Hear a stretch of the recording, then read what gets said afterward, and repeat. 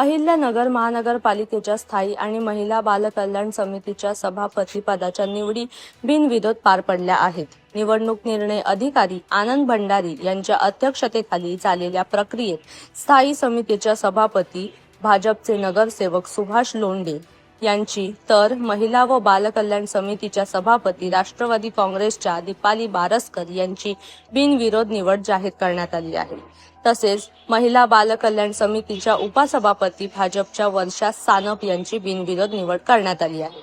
या निवडीनंतर महापौर ज्योती गाडे, आयुक्त यशवंत डांगे, उपमहापौर धनंजय जाधव यांच्या हस्ते नूतन पदाधिकाऱ्यांचा सत्कार करण्यात आला. यावेळी नूतन सभापती दीपाली बारस्कर यांनी शहरातील महिलांचे आरोग्य, सुरक्षा आणि सक्षमीकरणासाठी योगा क्लास, स्वसंरक्षण प्रशिक्षण आणि हिरकणी कक्ष सुरू करण्याचा मानस केला आहे. तसेच अंगणवाडी इमारतींचे बांधकाम आणि मुलींच्या लसीकरणासाठी जनजागृती करणार असल्याचेही त्यांनी नमूद केले. उपसभापती वर्षा सानप यांनी मुलांच्या प्रश्नांवर काम करण्याचीही ग्वाही दिली आहे.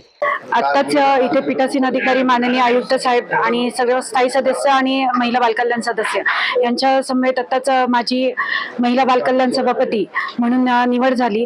या निवडीसाठी मी विशेष करून आभार मानेल ते माननीय नामदार पालकमंत्री राधाकृष्ण विखे पाटील साहेब यांचं, तसेच आपल्या शहराचे लाडके आमदार माननीय संग्राम भैया जगताप यांचे आणि खासदार सुजयदादा विखे पाटील यांचे. आज या ठिकाणी माझी महिला बालकल्याण म्हणून सभापती म्हणून निवड झाली.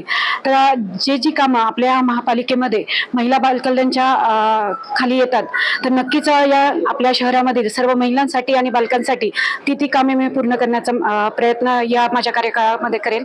आपल्या भारतीय संस्कृतीत म्हणतात की यत्र नारी पूजन ते रमते तत्र ही देवता, म्हणजे जिथे नारीचा सन्मान होतो, जिथे नारी सुरक्षित असते, तिथे देवतांचाही वास असतो.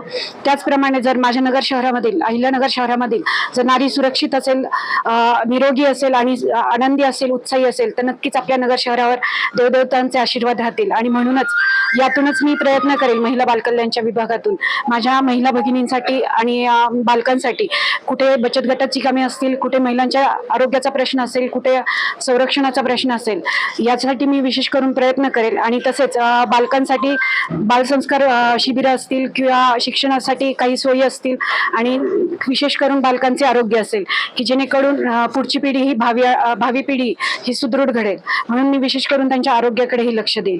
या महिला बालकल्याण समितीतून जी कामे होतील ती पूर्ण करण्याचा मी प्रयत्न करेन.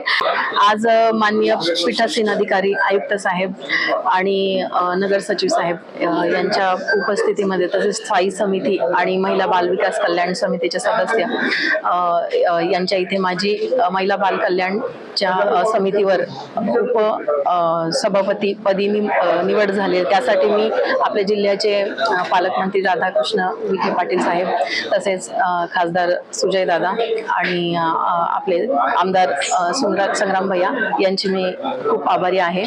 तसेच सगळे सहकारी माझे नगरसेवक आणि नगरसेविका यांचे पण मी खूप आभारी आहे. सगळ्यात आधी तर आम्ही आरोग्य केंद्रे सुरू करण्यावरती त्याच्यावर जास्ती भर राहील की महिलांसाठी जे शौचालय असतील, स्वच्छतागृह असतील, त्याच्यावरती भर देणार आहोत. तसेच बालकांसाठीचे जे पण आहे आरोग्यासाठी त्यांना जे करण्यासारखं आहे ते सगळं करण्याचा प्रयत्न करणार आहोत.